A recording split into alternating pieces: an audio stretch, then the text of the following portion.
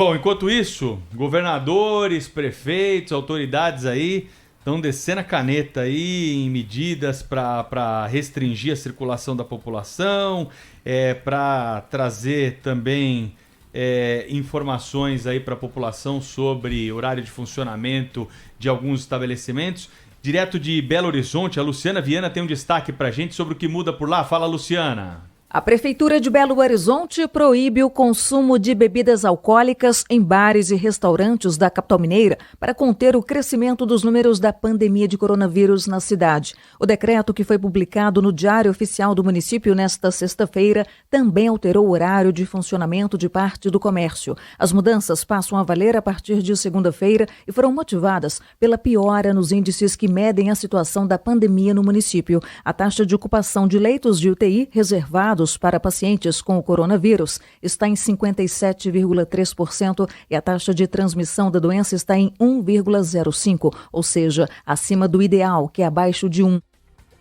Bom, no Paraná, né, também tem novo decreto que foi editado ontem à noite. O documento é válido por 15 dias, pode ser prorrogado. Dentre as medidas, vamos lá, proibição da venda e consumo de bebida alcoólica em espaços públicos ou coletivos das 11 da noite às 5 da manhã.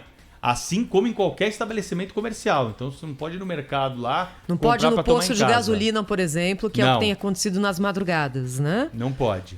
Tem toque de recolher no Paraná também no mesmo horário, né? E aí ficou a pergunta: como é que ficam os cultos? Vai proibir a festa? Vai proibir o culto também? O que diz o decreto aqui? 30% de capacidade máxima em igrejas e templos a partir de segunda-feira, que é o tempo para que as pessoas possam ser avisadas, então não vale para o fim de semana, começa na semana que vem. 30% então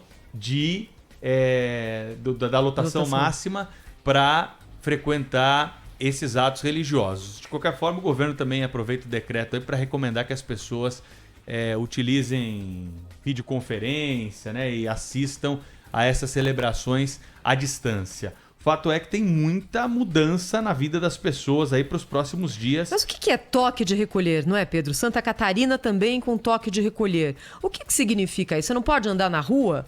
Gente, não tem ninguém andando na rua de madrugada. É isso, né? O problema é balada, mas a balada tá fechada, não é? A gente sabe que o toque de recolher vai valer para alguns e não vai valer para outros. Isso. Aí é que tá. E olha, em Santa Catarina, Eduardo... hoje é sexta. Eu saio daqui tarde hoje, daqui do Morumbi. Eu vou para casa almoçar, depois eu volto, porque 4 da tarde eu entro lá no Band News TV e fico até sexta-feira, tem coisa para deixar pro fim de semana. Eu quero ver, na hora que eu sair daqui, depois das 9h30 da noite, eu quero ver se vai ter gente fazendo vistoria aqui no Morumbi, nessas vans que chegam cheias de gente pra balada. E não é em balada em Paraisópolis, não. É balada em casa grande, casa bacana aqui no Morumbi, que estão vazias, a turma aluga para festas. E até aí não vejo problema nenhum, desde que as festas sejam dentro daquilo que a legislação prevê e dentro daquilo que, hoje em dia, mais do que a legislação, a lógica e o bom senso deveriam prever. Claro. Os médicos estão nos dizendo, antes o problema estava na rua, agora o problema está sendo levado para dentro de casa. Por quem? Por quem acha que está imune. Aliás, esse é um problema que nós vamos ter que enfrentar também, firmemente, a partir do momento que começar a haver vacinação. Quem for vacinado vai ter uma responsabilidade muito grande. Por quê? Porque não vai ser todo mundo que vai ser vacinado ao mesmo tempo. E quem vai ser vacinado não vai se contaminar. E a vacina demora, às vezes, 1 mês para fazer efeito. Então, é necessário muito... Assim, responsabilidade coletiva. É mais ou menos aquela discussão que vocês estavam tendo aqui quando vocês estavam ouvindo o Maluf e a colegagem do tempo do Roda Viva de 25 anos atrás. É colocar a liberdade individual versus o interesse coletivo. A liberdade individual, a gente não tem que discutir a liberdade que devemos ter. Agora, a gente abre mão dessa liberdade em alguns momentos em nome do bem coletivo. Claro que cada um tem sua medida. E como isso acontece, é necessário que haja uma linha. Agora, a linha do poder público precisa ser razoável. A linha do poder público não pode fechar, vai tentar restringir horário de serviço de loja Aí vai todo mundo ao mesmo tempo. Aí cria uma aglomeração. É o que está acontecendo em academias. As academias voltaram a lotar porque estão ficando fechadas durante a tarde. Coisa. Transporte coletivo. Não tem menos gente, nós vamos diminuir o transporte coletivo. Aí o ônibus fica lotado. Você cria aglomeração. É preciso bom senso. Primeiro é preciso estudo de caso.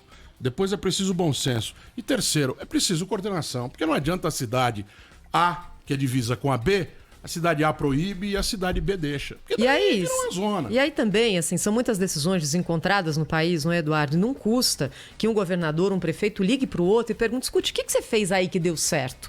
E o que não deu certo? Eu tô vendo aqui Deixa eu ouvir o especialista aí que falou para você. Santa Catarina, por exemplo, está dizendo que a partir de agora, ônibus com lotação máxima de 70%. A gente já tentou isso aqui na cidade de São Paulo, com aquela história, vocês lembram?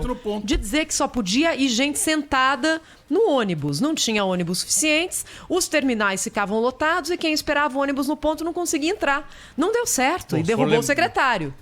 Vamos lembrar aí medidas que foram adotadas durante a pandemia, tem cada uma que entrou pra história. E o rodízio? Vocês lembram do rodízio, dia sim, dia não? Rodízio para ímpar. Vale 5 minutos, vale 10 minutos. Bom, é uma cabeça elucubrativa de algum cara que não tem o que fazer. No Rio de Janeiro hoje, então, tem definição. Então a gente já falou aqui, ó, só para o ouvinte ficar situado. BH e Paraná, proibição do consumo de álcool, frequentar, né, espaços aí durante a noite. Em São Paulo não tem novidade, pelo menos até agora, daquelas que foram anunciadas ao longo da semana. Mas tem a proibição de réveillons. Festas de réveillons não, né? Festas de réveillon em bares e restaurantes não vão ser permitidas. E no Rio de Janeiro hoje, então, vão discutir fechamento de escola, proibição de banhista em praia, que é outra polêmica, né, muito grande. Proibição de aglomeração, fechamento de bares e restaurantes e também a história do transporte público que a gente estava discutindo. Hoje tem uma reunião do governador em exercício do Rio, né, o Cláudio Castro, com o atual prefeito, que não foi reeleito, Marcelo Crivella, que vão se reunir. Mas já adiantaram, né, Pedro? Que não iam mexer em nada que fosse muito vital na vida da cidade. Disseram que não iam fazer isso. Então, se o Rio de Janeiro decidir agora no sentido oposto, isso vai ser... Eles vão se contrariar em 2 ou 3 dias, né? Exatamente. Um que não foi eleito, quer dizer, foi em vias de vice-prefeito e o outro está saindo. Por que não chamam um prefeito que vai assumir em 1º de janeiro, inclusive, para participar dessas discussões? É importante, né? Por que não? Por que não chamam o presidente da Assembleia Legislativa já para também discutir esse assunto? Opa, a notícia que saiu agora do Supremo Tribunal Federal, hein? O Supremo interrompeu o julgamento de uma ação que discute se o governo deve apresentar um plano de vacinação contra a Covid. A ação também estava no plenário virtual, acabou de ser tirada de pauta pelo presidente ministro Luiz Fux, que pediu vista aí para analisar melhor o tema. Então, essa questão da vacinação...